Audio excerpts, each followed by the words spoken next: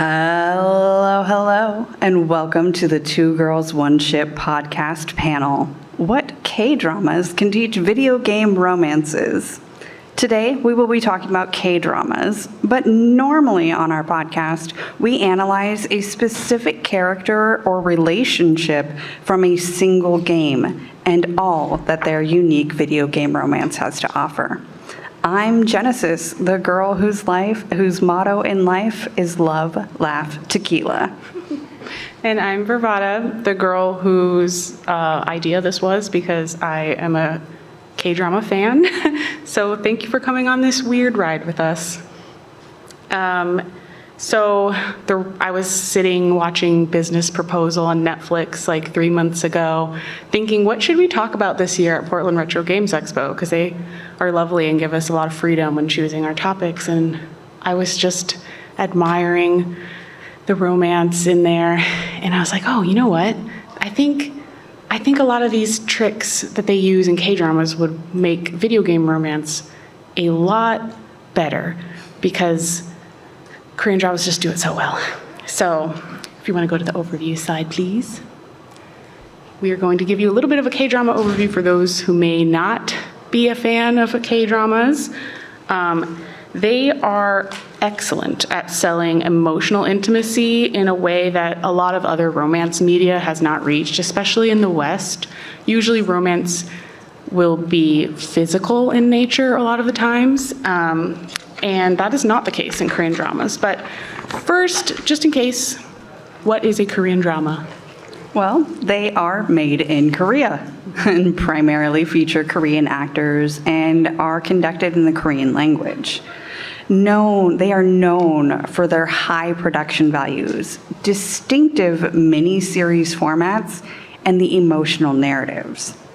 Now, K-dramas can cover a range of genres, including romance, historical dramas, fantasy, and thrillers, and often blend these with themes of family and societal conflict. Yeah, all the drama. Ooh, that's a great sound.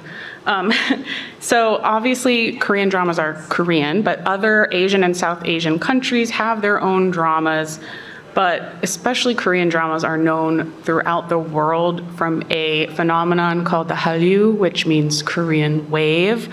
It's just like the Korean pop cultural things just sweeping through the globe, K-pop being one of them. Everyone here, I'm sure, has seen K-pop Demon Hunters, Mira, Wig, and case in point. And like most media, there's a lot of tropes that are known in that particular media type. K-drama has many, many tropes. So some common tropes are the class gap romances, like a rich person with a poorer person, abusive parents, terminal illnesses and death in the family, hot boys, amnesia, love triangles. We've even had lots of body swaps. You get the picture. I'm sure we are all familiar with that. And I have a couple couples from different K-dramas, a couple of them my favorites, like the middle, Crash Landing on You, Hyundin Forever. Do they look like anything jumping out at you? Do they give you a clue about what type of romance is most often portrayed? I see a similarity through all of these pictures. I know nearly every K-drama features cis-het relationships, with the most controversial thing about them usually being a quid pro quo in the workplace or that their families are against the romance. South Korea is still a relatively conservative culture when it comes to marriage and relationships. Gay marriage is still illegal. And with Neo-Confucianism, it informs how relationships are portrayed in the media. For instance, public displays of affection are a bit of a taboo. So the most physical intimacy you often see in K-dramas is a prolonged but chaste kiss. Now, disclaimer, we are not Korean, and we are not Korean culture experts, and we're not judging this one way or another. It's just what it is.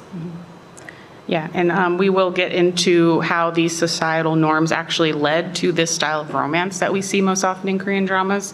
But first, we want to talk about the benefits of love because there are myriad. Would you mind going to the next slide, please? So let's define these different types of love first, shall we? Because they all matter very much. And they are all, the ones I'm going to read are based on UC Berkeley's research into love. So romantic love, quote, a dynamic blend of three elements: passion, intimacy, and commitment. Passion fuels the initial spark and physical attraction between partners. Intimacy builds the emotional closeness and trust that bind partners together, creating a sense of shared connection.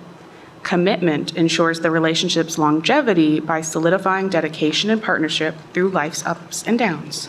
And together, these elements work synergistically, forming the foundation of a lasting and meaningful bond, which we love to see that. Platonic love, also equally important. It's that steady, enduring love built on intimacy, commitment, and mutual care. You can see there's a lot of overlap here. It's the warmth of deep connection, the security of unwavering support, and the quiet joy of shared lives. Yes, platonic love. And then we have familial love, the deep, enduring love shared among family members, particularly between parents and children, often rooted in selflessness and sacrifice. So obviously Korean dramas mainly focus on romantic love, but the others do play a part. Now, we obviously love love, and so do most humans. Humans are social animals, and the bonds we share with our fellow humans are literally fueling our bodies.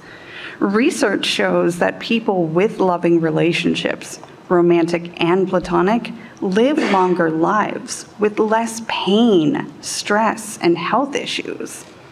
Aside from physical health, love and loving relationships also soothe mental health, easing stress, anxiety, and depression. There are a myriad other benefits to having a life full of love. It literally makes the world a better place. This applies to the media we consume too. Love depicted in media gives us the feelings of being in love by proxy and can soothe stress and act as a catharsis.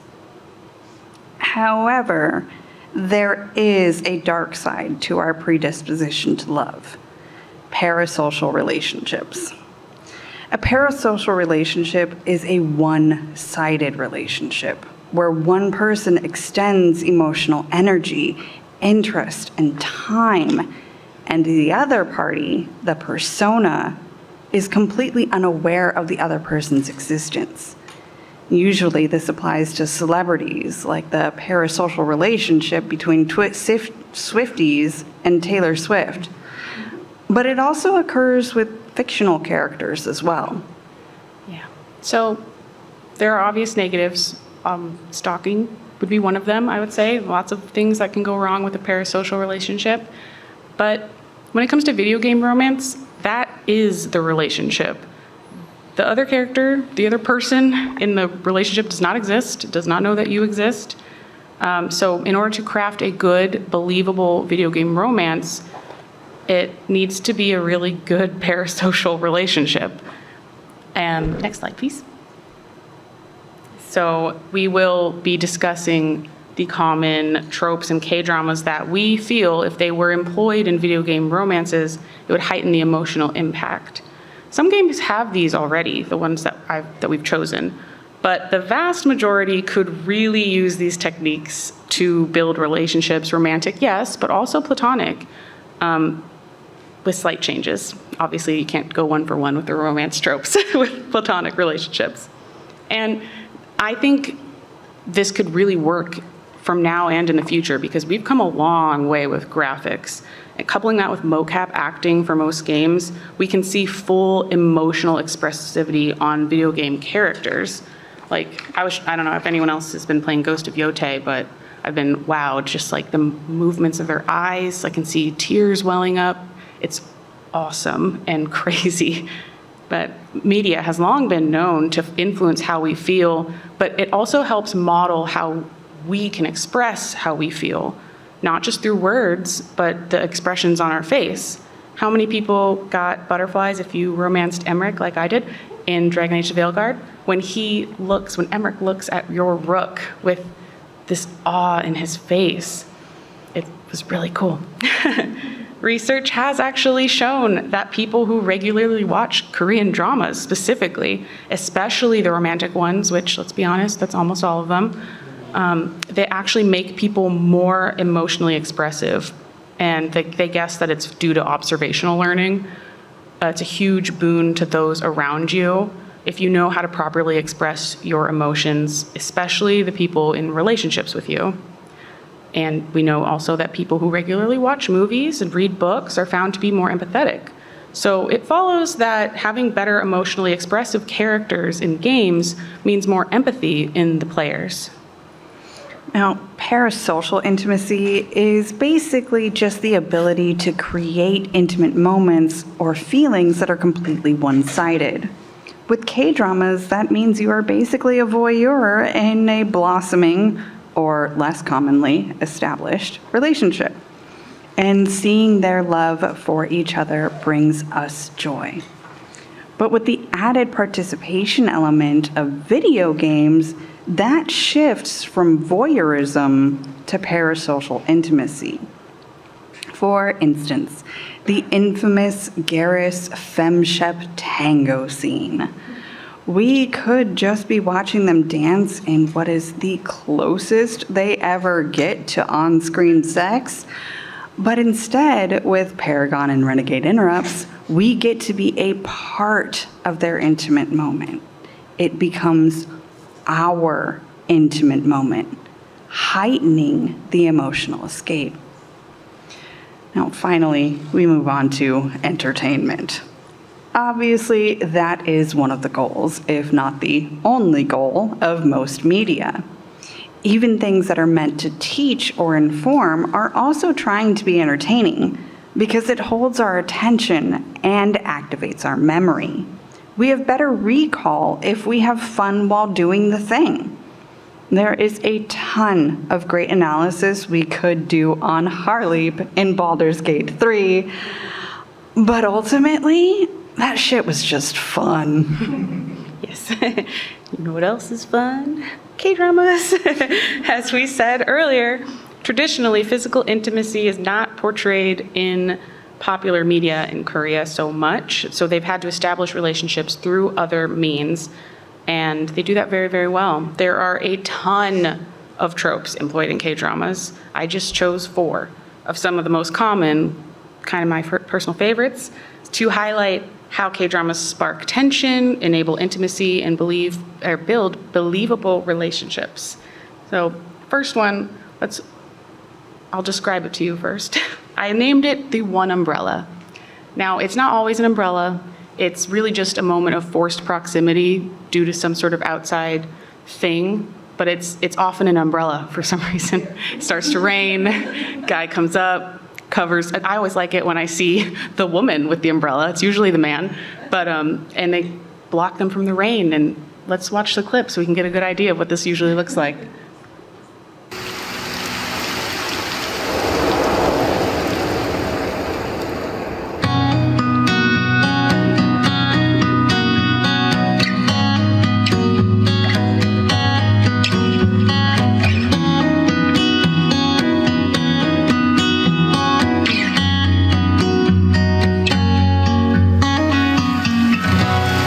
I love the drama, the slow-mo, the prolonged eye contact, the music. And that's how you build it. This physical closeness without overt displays of intimacy can still be an intimate moment. The idea of forced proximity creating tension is also a heavily used trope and is quite effective. In terms of how this can be used in video games, it's easy to picture the player character giving special attention to a romance option. Imagine you are on a simple fetch quest with your love interest, and all of a sudden it starts to rain. You start laughing and quickly duck under an awning to wait for the rain to pass, holding on to each other for warmth, gazing into each other's eyes. And then the rain passes, and you're both still breathless from that almost kiss. And then you can continue on your mission. Yeah. Because I need the money. Yeah, I need the loot. Could also be as simple as, oh no, a zombie's over there, quick, into this alley. And then, oh no, we're so close all of a sudden. We're hiding from the bad guy in the closet. Yeah, someone puts his hand over my mouth. Oh, okay, I'll be quiet. It's great. It really is. There are a lot of different ways that this can work. And just building the physical closeness doesn't have to be overtly sexual in order for it to come across through a video game. All right, you ready for number 2? I like to call this one Bandage the Bay. Kind of self-descriptive. Someone got hurt, usually the man, and he's real tough. And maybe we've seen him get hurt other times, but it didn't affect him. But all of a sudden, he's hurt in front of the love interest. And now he's like, oh no, ow, this hurts. And she's like berating him for getting hurt or being concerned, crying maybe. It could go a number of different ways, but ultimately it ends up with her bandaging him. Sometimes, like I said, it'll go the other way, but usually it's the man got hurt in Korean dramas, and the woman is helping him, patching him up. And let's watch a really quick clip I found of that. I would also like to point out, when I first read through this, I read that as Bondage the Bay, and I thought we were going somewhere completely different.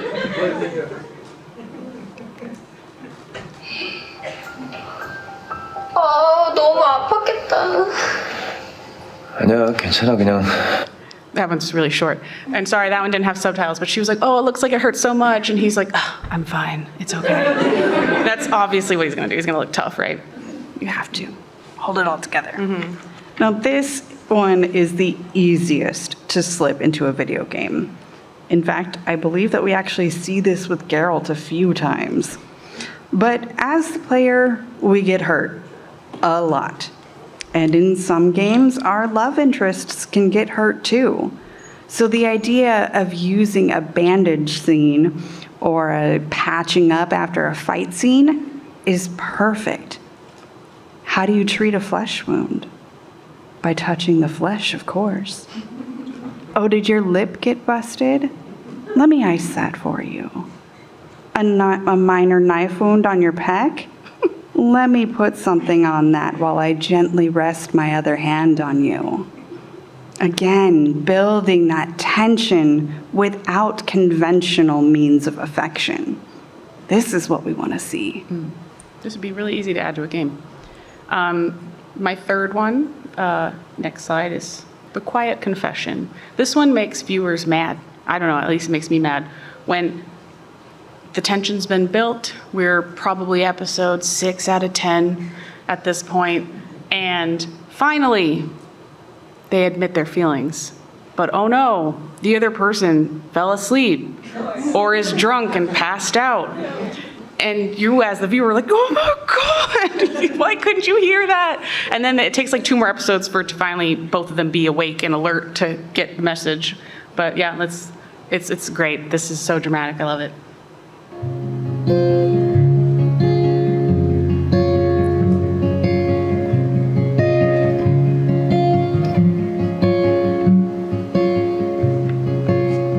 좋아해, A야.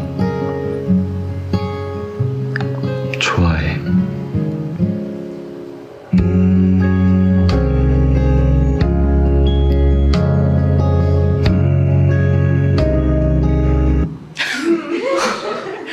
It's like the most lame admission to like, 좋아해.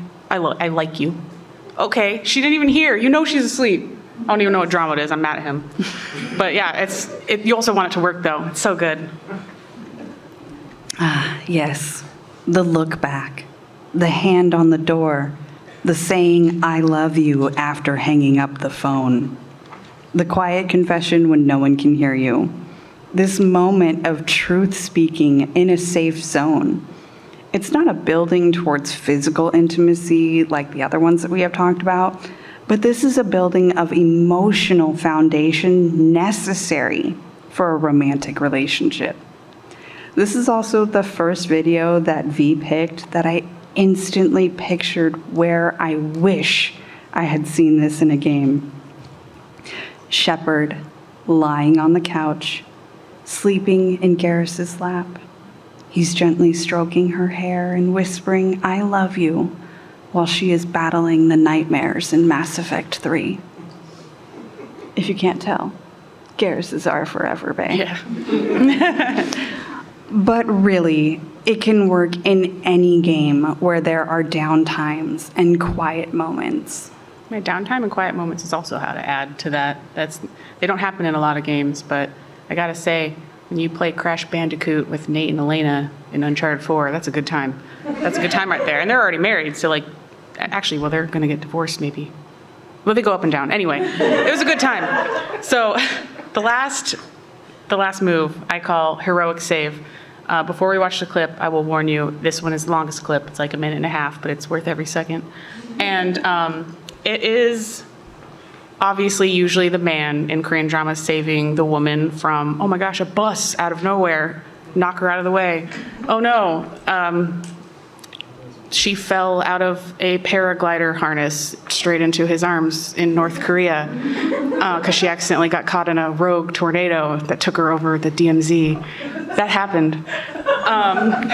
And in this one, this is a car falling off the cliff. And I don't actually know how the car ended up like this because I haven't seen this drama, just disclaimer. But let's watch the clip. It's pretty great.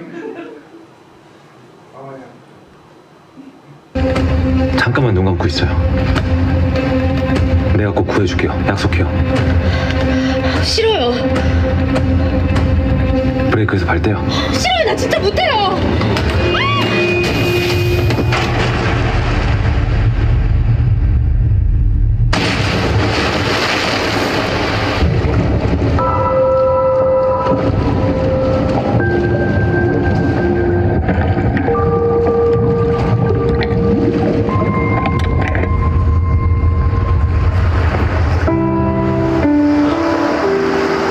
Kissed, basically.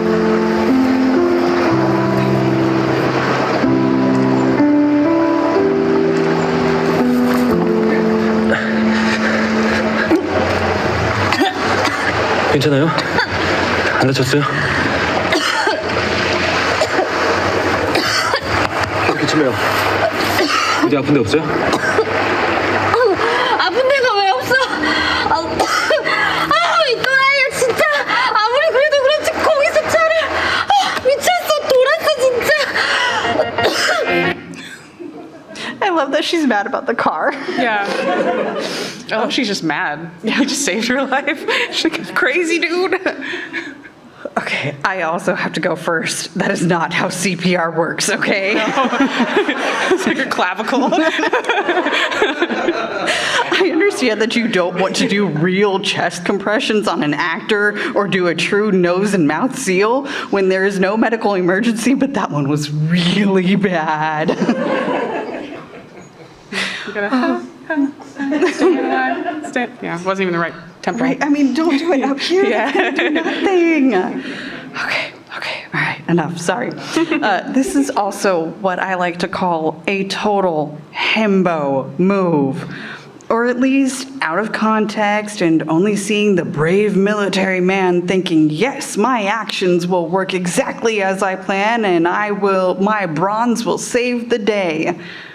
Which, honestly, can very easily translate into video games. In a vast majority of the games that we play, we are the hero. We get to save the day and get the girl, or the guy, or the NB, whichever. But it's not that often that we get to do those things all in the same moment. Let me save my bae and kiss them in the moment. Tarzan saves Jane and kisses her still on the vine. Mr. and Mrs. Smith committing a ton of murders and looking sexy while doing it. Let our love interests interact with us during missions and not just during the predetermined cutscenes. Yeah, I would love to see that.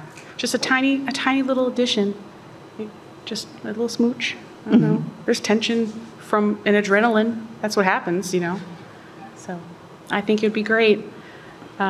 And it works really well. It's in like every single drama, even the really low stakes ones. Somehow there's a bus. There's always a bus. You gotta watch out for those soul buses. Yeah. that was our panel on Korean dramas, guys. Does anyone have any Korean drama questions or video game romance questions? Oh, that says 진짜, like really? Yeah. Oh, yes. I have seen a couple of K-dramas, but do you have any like recommendations for like Netflix for people that maybe haven't seen a lot? Yes. And for other people in here who maybe don't want to ask the question. Okay. Well, I guess it depends on if you want a historical drama. Like this one's, if you can actually watch this, well, that one's not on Netflix, shoot. There's Kokowa on Amazon, and that's like, you can get a lot of dramas there. My personal favorite drama of all time is a historical one. It's called Chuno, which means The Slave Hunters. Came out in 2010. That's a good time. Also, any drama with Hyunbin in it, which Crash Landing on You, I feel like is a good first place. That one is on Netflix. I love Reply 1988. That one is, I guess, historical because it was in the 80s, but this is Retro Games Expo, so yeah, most of us were alive during that time, so I'm not historic. dinosaur. Yeah, and let's see, if you want to cry, yeah, Life Gives You Tangerines. I was literally just about to say that one. Which one? Thank you. Oh, Angel Eyes. That one's, I don't know if it's on Netflix though, but Life Gives You Tangerines is on there. Yeah, I did also like, yeah, Hometown Cha-Cha-Cha is a good one. Any of the Netflix produced ones I feel like are really good. You really can't go wrong. Yeah, I love Business Proposal. I just finished that one. My favorite romance was his assistant and her best friend. Oh my God. They actually show him having sex in that one. That's what I'm saying. I was watching it, I was like, oh, I've never seen this in a Korean drama. It was so good. Yeah, there was a question over here. Yeah, have you played Baldur's Gate 3? Oh, yes. Favorite romance? My favorite romance in Baldur's Gate 3? Yes. Astarion. Sorry. Astarion. I love But Astarion. very close behind that is Halson. And then I would have to say that from there, it really is a toss-up between Gale and Will for me. It just depends on who I'm in the mood for in the moment. But Astarion, hands Yeah, down, it's for number Astarion one. and Karlak for me. I love them.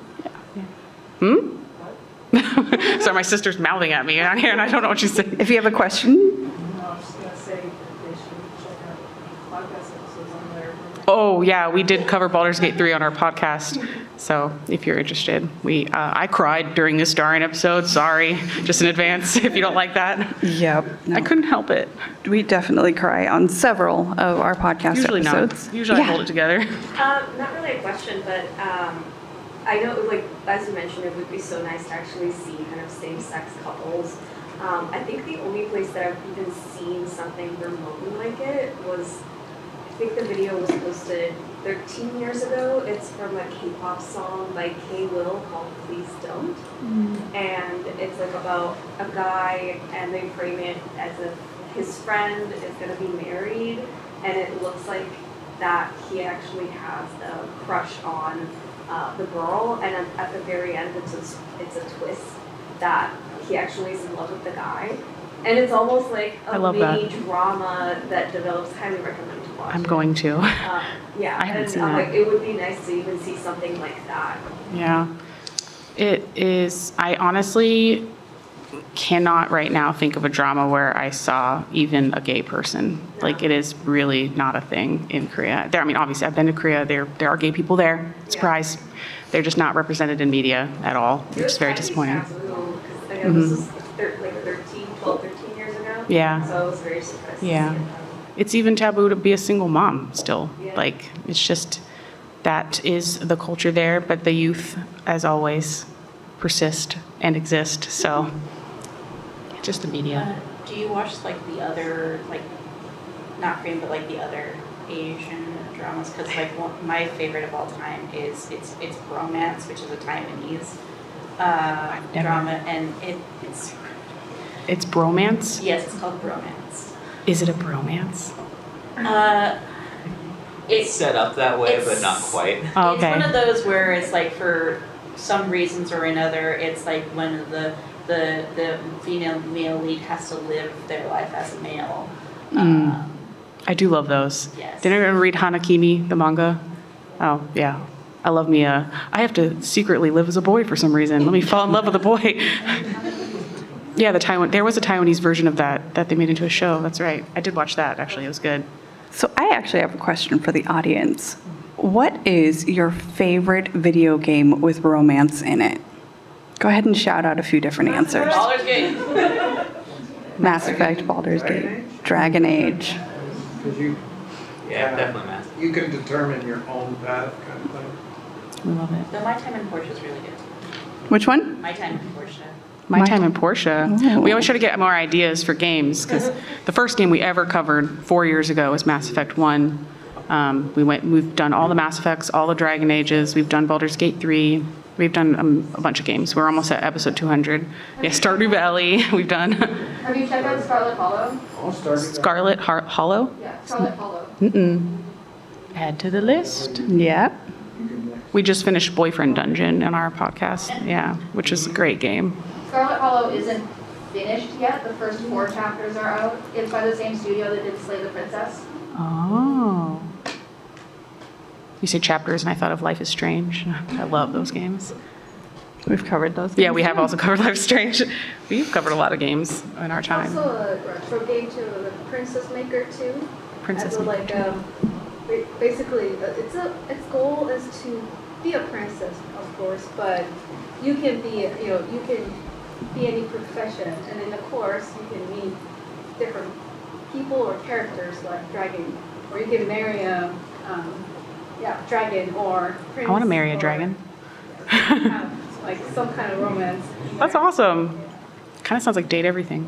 Yes. Except that's like household objects. It makes sense in the game, I guess. It sounds crazy though. The Persona series is pretty good with like the friend hangouts and stuff, or whether it's like romance or whether it's platonic, like making you invested in the characters that are in your party. And the main character is typically like they have a cool look, but they're a blank slate for you, so you can just like say whatever you want. But I'm thinking about it and I'm realizing I don't think I've played a lot of games that I have played games with romance, but like not like really interactive romance elements. Yeah. You're getting better. We did Persona 4. We did Persona 4. Persona 5 is on the list too, which I think is next year. To check the schedule. But yeah. Does anyone have any other questions? Otherwise, you can go to the next slide. All right. Anything, any video game romances, we are here for it. We love them. We love love. Yes. And that is all. That is all. So if you like what you are hearing.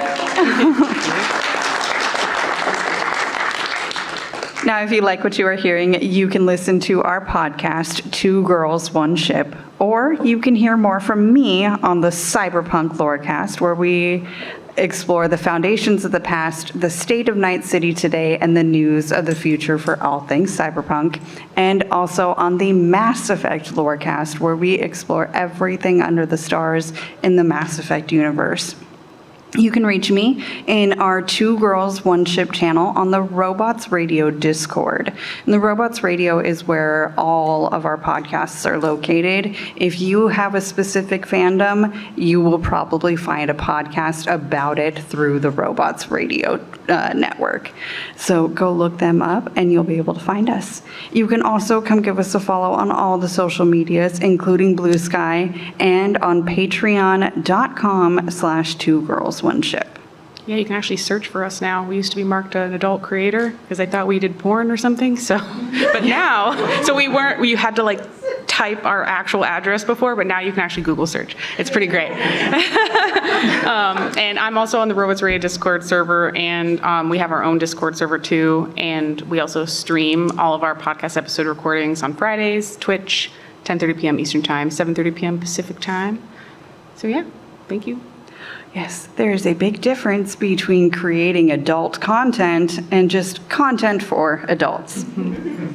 We are the second part. One more question. You can also see them in this room again at 4 o'clock moderating the Women in Gaming panel, like the Women in Gaming Industry panel. That's our hype girl right there. So thanks for listening, and remember, beauty's in the eye of the controller.